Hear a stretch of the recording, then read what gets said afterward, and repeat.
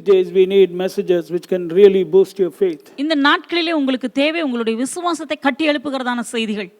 This is what God has been speaking to me again and again. இதைதான் தேவன் என்னிடத்திலே திரும்பவும் பேசுகிறார். People with low level of faith are going to have a very very tough time. விசுவாசத்திலே குறைவுள்ளவர்கள் மிகவும் கஷ்டப்படுகிற நாட்களாக இருக்கும்.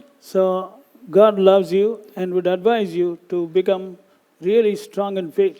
தேவன் உங்களை நேசிக்கிறார். ஆகவே தேவன் உங்களுக்கு ஆலோசனையாக சொல்கிறதான காரியம் உங்களுடைய விசுவாசத்தை நீ கட்டி எழுப்பு. So listen to this message. இந்த செய்தியை நாம் கேட்போம். Who are the apostles? அப்போஸ்தலர்கள் யாவர்? What were they doing when they were in this world? இந்த பூமியிலே இருந்தபோது அப்போஸ்தலர்கள் என்ன செய்து கொண்டிருந்தார்கள்? Go to the book of 2 Corinthians 1 and verse 24. 2 கொரிந்தியர் 1:24. In the beginning, in the center, you'll find, we are helpers of your joy, for by faith ye stand. 1:24 நாம் பார்க்கிறோம், உங்கள் சந்தோஷத்திற்கு நாங்கள் சகாயராய் இருக்கிறோம், விசுவாசத்தினாலே நிலை நிற்கிறீர்கள். Now look at the job of the apostles. அப்போஸ்தலருடைய வேலையை பாருங்கள். What job they were doing? அவர்கள் செய்த வேலை என்ன? Look at the name they are using, helpers of your joy. அந்த இடத்துல பாருங்கள், உங்கள் சந்தோஷத்திற்கு சகாயராய் இருக்கிறோம். Did you notice that? They didn't say helpers of our joy. They were telling helpers of your joy. எங்களுடைய சந்தோஷத்துக்கு உதவியாக இருக்கிறோம் என்று அப்போஸ்தலர்கள் சொல்லவில்லை. உங்களுடைய சந்தோஷத்திற்கு நாங்கள் சகாயராக உதவி செய்கிறவர்களாக இருக்கிறோம். Actually, when you are born again, the first thing which happens to you is the joy of salvation fills your heart. நீங்கள் மறுபடியும் பிறக்கும் பொழுது உங்களுடைய இருதயத்தை இரட்சிப்பின் சந்தோஷமானது நிரப்புகிறது. Joy is a sign that Jesus has come into your heart. அந்த சந்தோஷம், அந்த மகிழ்ச்சி தான் கர்த்தராகிய இயேசு கிறிஸ்து உங்கள் இருதயத்தில் வந்து விட்டார் என்பதற்கான அறிகுறி. So the apostles were working so that they may be helpers of the joy of the believers. விசுவாசிகளுக்குள்ளாக இருக்கிறதான அந்த சந்தோஷத்திற்கு அப்போஸ்தலர்கள் உதவி செய்கிறவர்களாக இருந்தார்கள். Not the term your joy. அந்த வார்த்தையை கவனிப்போம். உங்கள் சந்தோஷம், Your joy. உங்களுடைய சந்தோஷம். So who am I? ஆகவே நான் யார்? I am following the apostles. நான் அப்போஸ்தலர்களை பின்பற்றுகிறவன். So I am helper of your joy. நான் உங்களுடைய சந்தோஷத்துக்கு உதவி செய்கிறதான நபர். Go to 1 John chapter 1 verse 4. 1 யோவான் 1:4. And these things write we unto you that your joy may be full. உங்கள் சந்தோஷம் நிறைவாய் இருக்கும்படி இவைகளை உங்களுக்கு எழுதுகிறோம். See, now here the apostle John also is revealing the same thing. அப்போஸ்தலனாகிய யோவானும் அதே காரியத்தை வெளிப்படுத்துகிறார். He says, I want your joy to be full. உங்களுடைய சந்தோஷம் நிறைவாய் இருக்க நான் விரும்புகிறேன் என்று அவர் சொல்கிறார். Your joy. உங்கள் சந்தோஷம். So because the joy of the believer should be full, he says, I'm writing the words that God told me to write. விசுவாசிகளுடைய சந்தோஷம் நிறைவாய் இருக்க வேண்டும் என்று அவர் விரும்பினதினாலே எழுத வேண்டும் என்ற காரியங்களை எழுதுகிறேன் என்று அவர் சொல்கிறார். Now, whose joy they were helping, whose joy should be full? யாருடைய சந்தோஷம் நிறைவாய் இருக்க வேண்டும்? யாருக்கு அவர்கள் உதவுகிறார்கள்? When we see 2 Corinthians 1:24, by faith you stand. In other words, the joy of those who stand by faith. யாருக்கு அவர்கள் உதவுகிறார்கள் என்றால் 2 கொரிந்தியர் 1:24 நாம் பார்க்கிறோம், யார் விசுவாசத்தினால் நிலை நிற்கிறார்களோ அவர்களுடைய சந்தோஷத்திற்கு அவர்கள் உதவி செய்கிறவர்களாக இருக்கிறார்கள். Now not the term, by faith you stand. விசுவாசத்தினாலே நீங்கள் நிலை நிற்கிறீர்கள். Your joy. உங்கள் சந்தோஷம். You got it? புரிகிறதா? By faith you stand. விசுவாசத்தினாலே நீங்கள் நிற்கிறீர்கள். So when will you stand?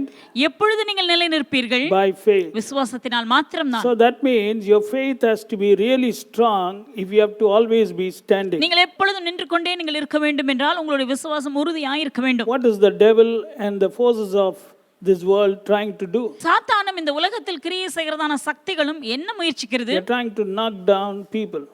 ஜனங்களை கீழே தள்ள விரும்புகின்றன. Because when they knock down the people, then the joy will disappear from their hearts. ஜனங்களை கீழே தள்ளும் பொழுது அவர்களுடைய இருதயங்களில் இருக்கிற மகிழ்ச்சி மறைகிறது. Naturally, when you have fallen down, how can your joy be there? நீங்கள் கீழே விழுந்து விடுவீர்களானால் எப்படி உங்களுக்குள்ளாக அந்த சந்தோஷம் இருக்கும்? How can your joy be full? உங்களுடைய சந்தோஷம் எப்படி நிறைவாக இருக்க முடியும்? So life is a parody.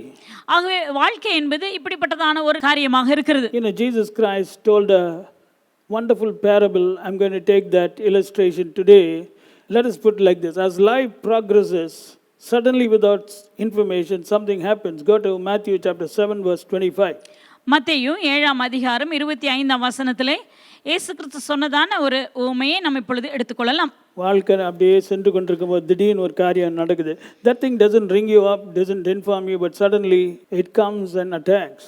அது திடீர் என்று எதுவுமே உங்களுக்கு முன்கூட்டி அறிவிப்பு எதுவும் கொடுப்பதில்லை, திடீர் என்று தாக்கி விடுகிறது. Look at what Jesus said. And the rain descended, and the floods came, and the winds blew and beat upon that house, and it fell not. பெருவெள்ளம் வந்து காற்று அடித்து அந்த வீட்டின் மேல் மோதியும் அது விழவில்லை. See, look at this. Suddenly, when life is going on, the rains come. வாழ்க்கை போய்க்கொண்டிருக்கிற வேளையிலே திடீரென்று பெருமழை வந்தது, Rains descend. பெருமழை சொரிந்தது. And okay, you're having little faith, rains, though they descend, you can hold on. உங்களுக்கு கொஞ்சம் விசுவாசம் இருக்கிறது, ஆகவே மழை பெய்தாலும் மழை ஊற்றினாலும் அப்படி நின்னுடுறீங்க. But look at the next thing, the floods came. அடுத்த நிலையை பாருங்கள், பெருவெள்ளம் வந்தது. See, after the rains, this rain didn't stop. It became floods. இந்த மழையானது மழை பெய்து அதோடு நின்று விடவில்லை, அதற்கு அடுத்ததாக பெருவெள்ளம் வந்தது. And there also it didn't stop. We find the wind started blowing. பெருவெள்ளம் வந்து அதோடும் நிற்கவில்லை, அதற்கு அடுத்ததை பார்க்கிறோம், காற்று அடித்து. And what did the blowing winds do? அந்த அடிக்கிறதான வீசின காற்று என்ன செய்தது? They beat against that house. அந்த வீட்டின் மேல் அது மோதியது. And Jesus said, this house did not fall. இயேசு சொல்கிறார், அந்த வீடு விழவில்லை. Why didn't this house fall? ஏன் அந்த வீடு விழவில்லை? This house was standing. அந்த வீடு நின்று கொண்டே இருந்தது. What made this house stand? அந்த வீடை நிற்க வைத்தது என்ன? In other words, what will make you stand when suddenly the rains come and the rains change into flood and the floods change into stormy winds which are beating against you, against your family, against your future? What will make you to stand is your faith. அப்படிப்பட்டதான சூழ்நிலையிலே பெருமழை சொரிந்து பெருவெள்ளம் வந்து காற்றானது வீசி உங்கள் வீட்டின் மேல் மோதும் பொழுது, உங்களுடைய வாழ்க்கையின் மேல் இப்படிப்பட்டதான காற்று வீசி மோதும் பொழுது உங்களை நிற்க வைப்பது என்ன? விசுவாசம் தான். That is why your faith should be super strong. ஆகவேதான் உங்களுடைய விசுவாசம் அதிக உறுதி உள்ளதாக இருக்க I வேண்டும். call the name super strong faith. அதை அதிக உறுதியான விசுவாசம் என்று நான் அழைக்கிறேன். If faith is not super strong, then when the winds start blowing and beating against you, you may sometimes fall down. உங்களுடைய விசுவாசம் அதிக உறுதி உள்ளதாக இல்லாவிட்டால் காற்றானது மோதி வீசி அதன் மேல் அந்த காற்று மோதும் பொழுது ஒருவேளை அது நிற்காமல் போய்விடலாம். நீங்க கீழே விழுந்துடலாம் ஒருவேளை உங்க மேல அடிக்கும் போது. See, many people they hold on for some time, but when the floods start coming with full force and the wind blows, they are shaken. பலர் நிற்கிறார்கள் கொஞ்ச நேரத்திற்கு, ஆனால் அதன் காற்றினுடைய வேகம் அதிகமாகி தீவிரமாக அது மோதும் பொழுது அவர்கள் கீழே விழுந்து விடுகிறார்கள். And once they fall, along with it, the joy also disappears. அவர்கள் கீழே விழுந்தவுடன் அதோடு கூட அவர்களுடைய சந்தோஷம் மறைந்து போகிறது. So what was the job of the apostles? ஆகவே அப்போஸ்தலர்களின் வேலை என்ன? Helpers of your joy. உங்களுடைய சந்தோஷத்துக்கு உதவி Now, செய்கிறவர்கள். how can they help the joy of the apostles? எப்படியாக அவர்கள் அப்போஸ்தலர்கள் அவர்களுடைய சந்தோஷத்துக்கு உதவி செய்ய முடியும்? By strengthening the faith of the people ஜனங்களுக்குள்ளாக இருக்கிறதான அந்த விசுவாசத்தை உறுதிப்படுத்துவதன் மூலமாக, and making it super strong. அதை அதிக உறுதியுள்ளதாக மாற்றுவதன் மூலம். That is why the apostle John says, we are writing these things unto you so that your joy may be full. ஆகவேதான் அவர் சொல்லுகிறார், நாங்கள் உங்கள் சந்தோஷம் நிறைவாய் இருக்கும்படி இவைகளை எழுதுகிறோம். All of us know Romans 10 and verse 17, faith cometh by hearing the word of God. ரோமர் 10 அதிகாரம் 17 வசனத்தை நாம் அறிந்திருக்கிறோம், விசுவாசமானது கேள்வியினாலே வரும். So how is faith made super strong? எப்படி விசுவாசமானது அதிக உறுதியுள்ளதாக மாறும்? When you eat super strong meat. நல்ல அதிக திடமான ஆகாரத்தை சாப்பிடுவதன் மூலம். That's known as deep teachings of the word. அதுதான் தேவனுடைய வார்த்தையிலேயே ஆழமான உபதேசங்கள் போதனைகளை கேட்பதின் மூலமாக. Actually, when you go into the Bible, Paul describes two types of believers. அப்போஸ்தலனாகிய பவுல் இரண்டு வகையான விசுவாசிகளை விவரிக்கிறார். In 1 Corinthians chapter 3 verse 2, 1 கொரிந்தியர் 3 அதிகாரம் 2 வசனம், I fed you with milk and not with meat, for hitherto you were not able to bear it, neither yet now are you able. நீங்கள் பலன் இல்லாதவர்கள் ஆனதால் உங்களுக்கு போஜனம் கொடாமல் பாலை குடிக்க கொடுத்தேன், இன்னமும் நீங்கள் மாம்சத்துக்குரியவர்களாய் இருக்கிறபடியினால் இப்பொழுதும் உங்களுக்கு பலன் இல்லை. Okay, now here Paul is talking about two types of believers. The first believers are those who are fed with milk. The second believers are those who are fed with meat. விசுவாசிகளை இரண்டு வகையாக அவர் பிரித்து பேசுகிறார். முதல் வகையான விசுவாசிகள் பலன் இல்லாதவர்கள், அவர்கள் பாலை குடிக்கிறதான விசுவாசிகள். இரண்டாவது வகையான விசுவாசிகளோ அவர்கள் திடமான ஆகாரத்தை எடுத்துக்கொள்ளக்கூடியவர்கள். Who are the people who feed? போதிக்கிறவர்கள் யாவர்? See, I have fed you. Paul's job was feeding. He was helpers of the joy, you know. See, feeding results in your joy being helped. நான் உங்களை போஷித்தேன். அப்போஸ்தலனாகிய பவுலினுடைய வேலை போஷிப்பது. அவர் போஷிக்கும் பொழுது அவர்களுடைய சந்தோஷத்துக்கு அவர்கள் உதவியாக இருக்கிறார்கள். See, I have fed you with milk. நான் உங்களுக்கு பாலை குடிக்க கொடுத்தேன். Now, who are fed with milk? யாருக்கு இப்படி பாலை குடிக்க கொடுத்தார்? If you see 1 Corinthians 3 verse 2, those who are not able to bear meat, நீங்கள் பலன் இல்லாதவர்களானபடியால் உங்களுக்கு போஜனம் கொடாமல் neither yet now are ye able. இப்பொழுதும் உங்களுக்கு பலன் இல்லை. See, Paul is talking about a group of believers who will not be able to bear or take meat food. ஆகவே ஒரு கூட்ட நபர்களை குறித்து அப்போஸ்தலனாகிய பவுல் சொல்கிறார், அவர்கள் திடமான ஆகாரமாகிய அந்த போஜனத்தை ஏற்றுக்கொள்ள முடியாதவர்களாக இருக்கிறார்கள். So they will be fed everyday milk. ஆகவே அவர்களுக்கு அவர் அனுதினமும் பாலை குடிக்க கொடுத்தார். Every time they come to church, they will be fed with milk. ஒவ்வொரு முறையும் அவர்கள் சபைக்கு வரும் பொழுது அவர்களுக்கு பாலை குடிக்கும்படியாக அப்போஸ்தலனாகிய பவுல் கொடுத்தார். Even today there are believers like that. இன்றைக்கும் விசுவாசிகள் அப்படி இருக்கிறார்கள். ஒரு கூட்டமான விசுவாசிகள் இருக்கிறார்கள். Every day they are fed with milk. ஒவ்வொரு நாளும் அவர்களுக்கு பாலை குடிக்கக்கூடியவர்களாக தான் இருக்கிறார்கள். Who are fed with meat? யாருக்கு அந்த திடமான போஜனம்? Hebrews 5 and verse 14. எபிரேயர் 5ஆம் அதிகாரம் 14ஆம் வசனம். But strong meat belongeth to them. பலமான ஆகாரமானது அவர்களுக்கு தகும். See, look at this. Strong meat belongeth to these believers. பலமான ஆகாரமானது இவர்களுக்கு தகும் என்று சொல்கிறார். That means, according to God, strong meat does not belong to this group of people who are not able to bear it. அப்படியானால் தேவனை பொறுத்த வரைக்கும் பலமான ஆகாரம் என்பது ஏற்றுக்கொள்ள முடியாதவர்கள், இல்லாவிட்டால் பலன் இல்லாதவர்களுக்கு அந்த பலமான ஆகாரத்தை கொடுக்கப்பட முடியாது. Because these people do not do anything to grow. ஏனெனில் இவர்கள் தாங்கள் வளருவதற்காக எதுவுமே செய்யாமல் இருக்கிறார்கள். They continue to live as babes in Christ. கிறிஸ்துவுக்குள் குழந்தைகளாகவே தொடர்ந்து இருந்து கொண்டிருக்கிறார்கள். But there are another group of believers who the Bible calls as strong meat belongeth to them. They are of full age, even those who by reason of use have the senses exercised to discern both good and evil. அடுத்த வகையான கூட்டமோ பலமான ஆகாரமானது நன்மை தீமை இன்னதென்று பயிற்சியினால் பகுத்தறியத்தக்க முயற்சி செய்யும் ஞானோந்திரியங்களை உடையவர்களாகிய பூரண வயதுள்ளவர்களுக்கே தகும். See, those who are of full age, these people have discerning ability and they have exercised the discerning ability. பூரண வயதுள்ளவர்கள் என்று சொல்லும்போது அவர்கள் பகுத்தறியக்கூடியவர்கள், அந்த பகுத்தறியக்கூடியதான திறமையை பயன்படுத்துகிறவர்கள். In 1 Corinthians chapter 3, Paul is concerned about these believers. 1 கொரிந்தியர் 3ஆம் அதிகாரத்திலே பார்க்கிறோம், இப்படிப்பட்டதான விசுவாசிகளை குறித்து அப்போஸ்தலனாகிய பவுல் கரிசனையுடையவராக இருந்தார். Because Paul was a helper of the joy. ஏனெனில் அப்போஸ்தலனாகிய பவுல் விசுவாசிகளுடைய சந்தோஷத்துக்கு உதவி செய்கிறவராக இருந்தார். And he knows the danger of continuously keeping on being fed with milk. தொடர்ந்து அவர்கள் பாலை குடிக்கிறவர்களாகவே இருப்பதின் ஆபத்தை அவர் அறிந்திருந்தார். Because if something like evil, today the evil is hitting, if that type of evil comes, people always drinking milk, I don't know how they will be able to stand. இன்றைக்கு பயங்கரமான தீமையான காரியங்கள் வரும் என்றால் இப்படி பாலை குடிக்கிறதான குழந்தைகளைப் போல இருக்கிறவர்கள் எப்படி அதை எதிர்த்து நிற்க முடியும்? They can't. அவர்களால் முடியாது. See, Paul was concerned about those for whom God had put him as helpers of the joy. தேவன் யாருக்கு தன்னை சந்தோஷத்துக்கு உதவியாக இருக்க வேண்டும் என்று தேவன் யாருக்காக அவரை வைத்தாரோ அவர்களை குறித்து அப்போஸ்தலனாகிய பவுல் கரிசனை உடையவராக இருந்தார். See, go to Hebrews 5 and verse 12. எபிரேயர் 5ஆம் அதிகாரம் 12ஆம் வசனம். He says, for when for the time ye ought to be teachers, you have need that one teach you again, which be the first principles of the oracles of God, and have become such as have need of milk and not of strong meat. எபிரேயர் 5ஆம் அதிகாரம் 12ஆம் வசனம். காலத்தை பார்த்தால் போதகராய் இருக்க வேண்டிய உங்களுக்கு தேவனுடைய வாக்கியங்களின் மூல உபதேசங்களை மறுபடியும் உபதேசிக்க வேண்டியதாக இருக்கிறது. நீங்கள் பலமான ஆகாரத்தை அல்ல பாலை உண்ணத்தக்கவர்களானீர்கள். See, look at these people. இந்த ஜனங்களை பார்ப்போம். After many years, in fact, they should have been teachers, but the problem is they continue to live as babes and they continue being fed with milk. அவர்கள் அநேக நாட்கள் ஆகிவிட்டது. காலத்தை பார்த்தால் அவர்கள் போதகராக இருக்க வேண்டியவர்கள், ஆனால் அவர்களோ தொடர்ந்து அந்த பாலையை மாத்திரம் உண்ணக்கூடியவர்களாக இருக்கிறார்கள். To teach the first principles of the oracles of God. தேவனுடைய வாக்கியங்களின் மூல உபதேசங்களை மறுபடியும் உபதேசிக்க வேண்டியதா இருக்கிறது. What are the first principles? அந்த மூல உபதேசங்கள் என்ன? Don't commit sin. பாவம் செய்யாதே. Come to church regularly. சபைக்கு தவறாமல் வா.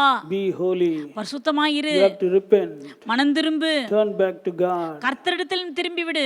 When you come to church, you should not look at the cell phone. சபைக்குள்ளாக வரும் பொழுது செல்போனை நீ பார்க்காதே. Don't yield to the lust of the flesh. மாம்ச இச்சைகளுக்கு இடம் கொடாதே. See, these are all basic principles of the oracles of God. இவையெல்லாம் தேவனுடைய வாக்கியங்களின் மூல உபதேசங்கள். These oracles, these basic principles are for those who are born again. இந்த மூல உபதேசங்கள் என்பது யாருக்கென்றால் புதிதாக மறுபடியும் பிறந்தவர்களுக்கு தான் இந்த மூல உபதேசங்கள். But the people who are supposed to be teachers, in those days itself, these people never developed. They were always happy, continuously drinking milk. ஆனால் அந்த நாட்களிலேயே ஜனங்கள் காலத்தை பார்த்தால் போதகராக இருக்கக்கூடிய அளவுக்கு வளர்ந்திருக்க வேண்டியவர்கள் அவர்கள் வளராமல் தொடர்ந்து அந்த பாலை மாத்திரம் குடிக்கக்கூடிய அந்த நிலையிலேயே இருந்தார்கள். Remember, I repeat it again, that those living on milk cannot withstand the onslaughts of the enemy when it increases. நான் திரும்பமாக சொல்கிறேன், பாலை மாத்திரம் உண்ணக்கூடிய நிலையில் இருக்கிறவர்கள் சத்துருவனுடைய தாக்குதல்கள் அதிகமானால் அவர்களால் எதிர்த்து நிற்க முடியாது. When the floods come and the storms beat against the house, I do not know whether the house will stand, it may fall down. பெருவெள்ளம் வந்து காற்று அதிகமாக வேகமாக வீசிய அந்த வீட்டின் மேல் மோதி அடிக்கும் பொழுது நிற்கக்கூடியவர்களாக இருக்க மாட்டார்கள். That is why your faith should be strong. ஆகவேதான் உங்களுடைய விசுவாசம் உறுதியாக இருக்க வேண்டும். Super strong.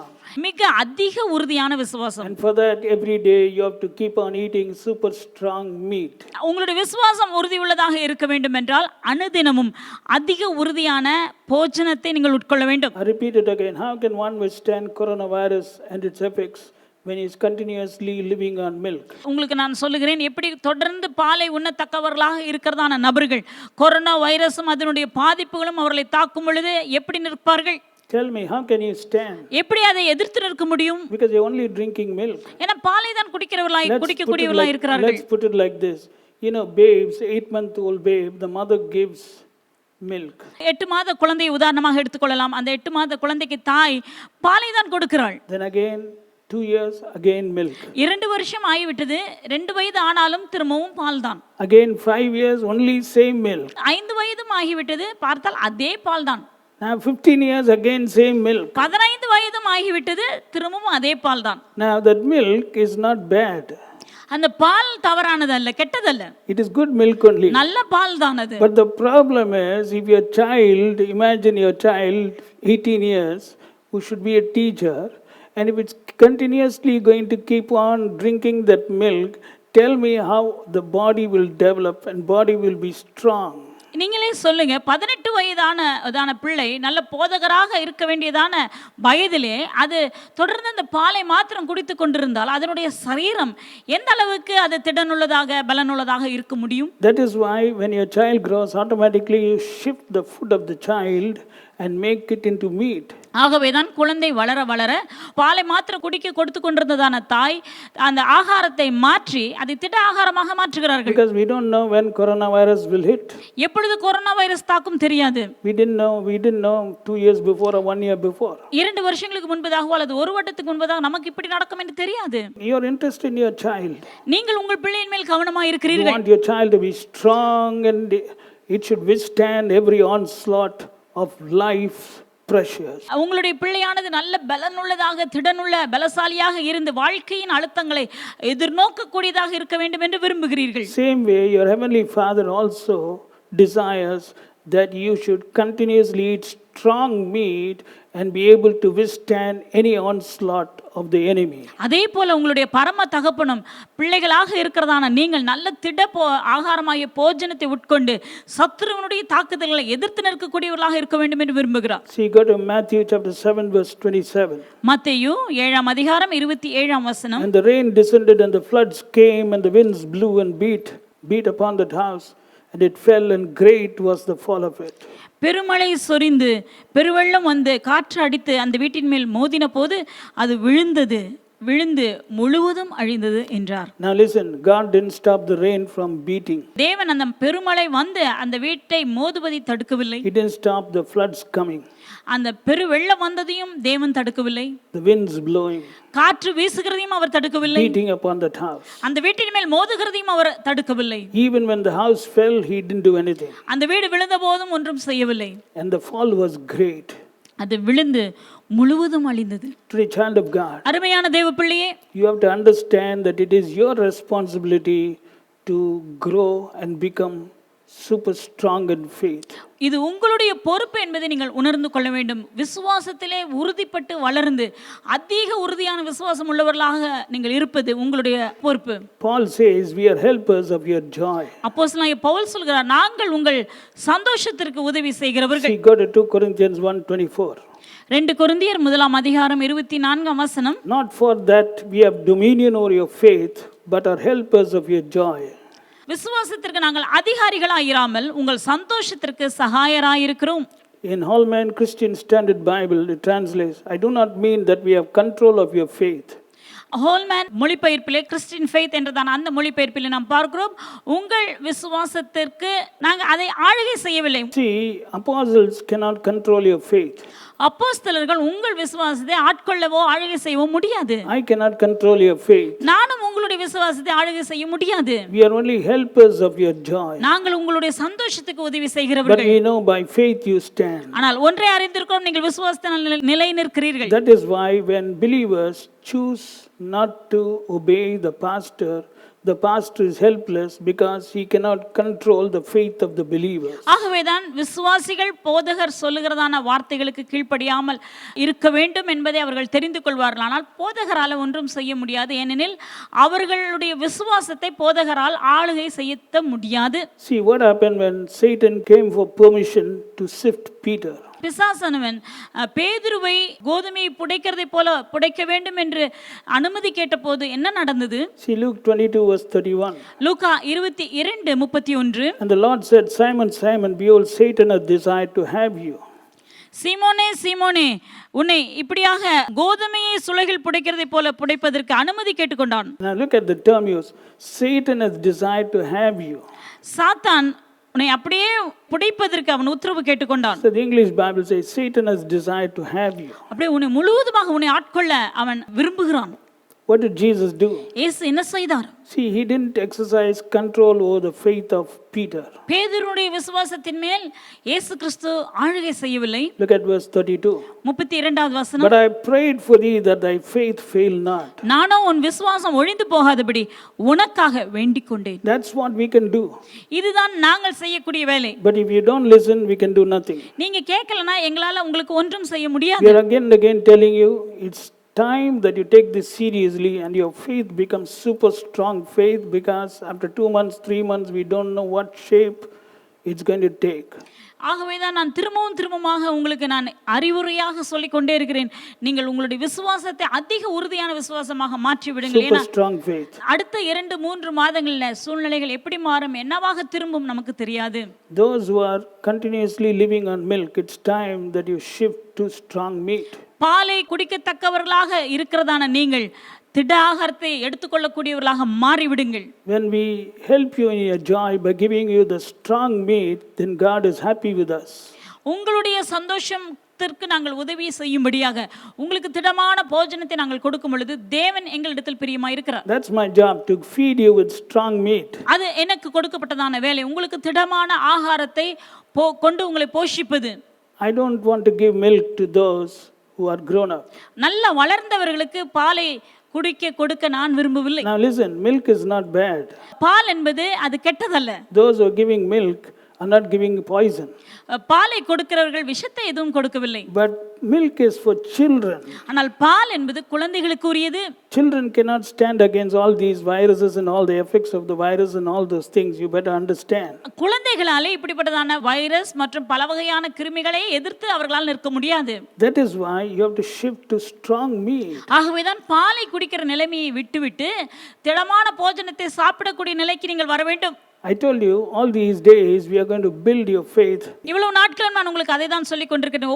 கொடுக்கப்படுகிறதான ஒவ்வொரு செய்தியும் உங்களுடைய விசுவாசத்தை கட்டி எழுப்புகிறதான செய்தியாகும். Because I want to give you some strong meat today. இன்றைக்கு நான் உங்களுக்கு திடமான ஆகாரத்தை கொடுக்க விரும்புகிறேன். Who are you and what happened to you? நீங்கள் யார், உங்களுக்கு என்ன நடந்தது? Go to the book of 2 Corinthians chapter 1 verse 21. 2 கொரிந்தியர் 1:21. Now he which establisheth us with you in Christ and hath anointed us is God. Verse 22, who hath also sealed us and given the earnest of the Spirit in our hearts.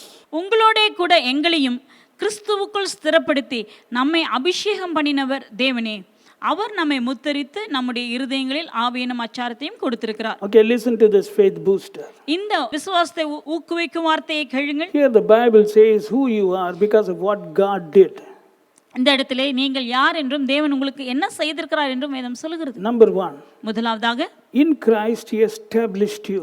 கிறிஸ்துவுக்குள் அவர் உங்களை ஸ்திரப்படுத்தியிருக்கிறார். The NIV says in Christ you have been made to stand firm.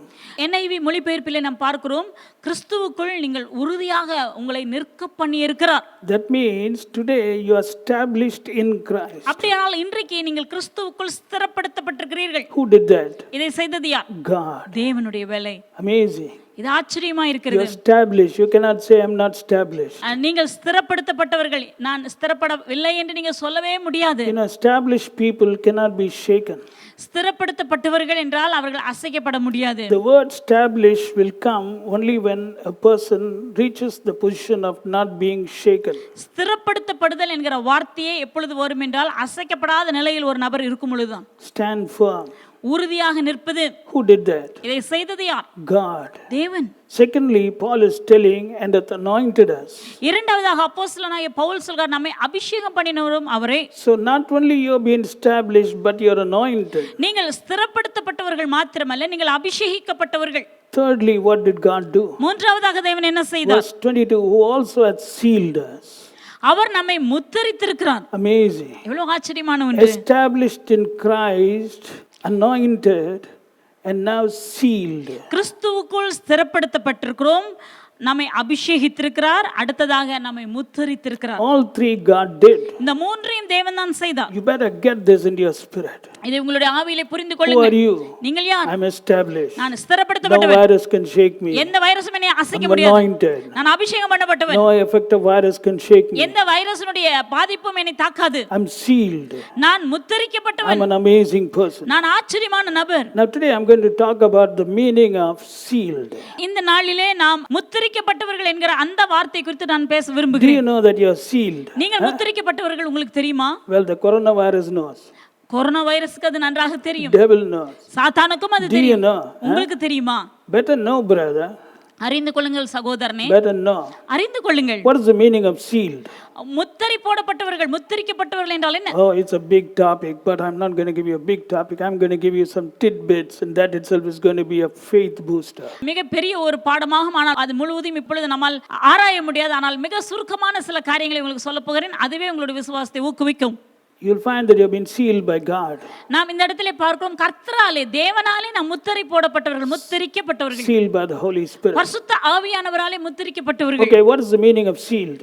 முத்திரிக்கப்பட்டவர்கள் என்றால் என்ன? First, the seal which has been put upon you serves as a mark of ownership. உங்கள் மேல் இருக்கிறதான அந்த முத்திரையானது நீங்கள் ஒருவருக்கு சொந்தமானவர்கள் என்பதை வெளிப்படுத்துகிறது. In the ancient times, there were empires, and the king had horses, and the king's horses were sealed, and the seal of the king was there, and it indicated that this horse is a special horse. It belonged to the king. ராஜாக்கள் ஆண்டு கொண்டிருந்ததான அந்த பழைய நாட்களிலே ராஜாக்கள் தங்களுக்கென்று குதிரைகளை வைத்திருப்பார்கள். அந்த குதிரைகளின் மேல் விசேஷ ஒரு முத்திரை போடப்பட்டிருக்கும். அது எதை குறிக்கும் என்றால், அது ராஜாவுக்கு சொந்தமான குதிரை என்பதை அந்த முத்திரையிலிருந்து அறிந்து கொள்வார்கள். What did Darius the king do when they wanted him to sign the decree? தரியு ராஜா அந்த கட்டளைக்கு கையெழுத்து வைப்பதற்கு அவர் என்ன செய்தார்? Seal. அவர்கள் அந்த இடத்துல முத்திரை போட்டார்கள். So always you have to understand, seal refers to authority, seal refers to something special. முத்திரை என்றாலே அதிகாரத்தை குறிக்கிறது. முத்திரை என்றாலே விசேஷமானது, பிரித்தெடுக்கப்பட்டது. It refers to ownership. அது உரிமை, ஒருவருக்கு சொந்தமானது என்பதை குறிக்கிறது. By sealing, God is telling the devil, this person is under my ownership. உங்களை முத்திரித்ததினாலே தேவன் சாத்தானுக்கு சொல்கிறார், இந்த நபர் எனக்கு சொந்தமானவன். Secondly, இரண்டாவதாக, the seal helps protect against tampering or attack. இந்த முத்திரையானது உங்களுக்கு எந்த விதமான பாதிப்பும் தாக்குதலும் வராதபடிக்கு உங்களை தற்காக்கிறது. For example, after election, all the ballot boxes are sealed. உதாரணத்திற்கு ஒரு எலெக்ஷன் முடிந்த பிறகு அந்த பேலட் பாக்ஸ் எல்லாவற்றையும் அவர்கள் முத்திரை போட்டு விடுவார்கள். Why? ஏன்? So that they may not be tampered by antisocial elements, robbers and other elements. மற்ற திருடர்களோ அல்லது வேற எதிராளிகளோ யாரும் அதை உடைத்து விடாதபடிக்கு அவர்கள் அதற்கு முத்திரை வைத்து விடுவார்கள். See, the devil knows who are sealed, who are not sealed. சாத்தானுக்கு நன்றாகவே தெரியும் யார் முத்திரை போடப்பட்டவர்கள், யார் முத்திரை போடப்படாதவர்கள் என்று. In fact, the seal of the Holy Spirit offers a wonderful glimpse of God's so great salvation.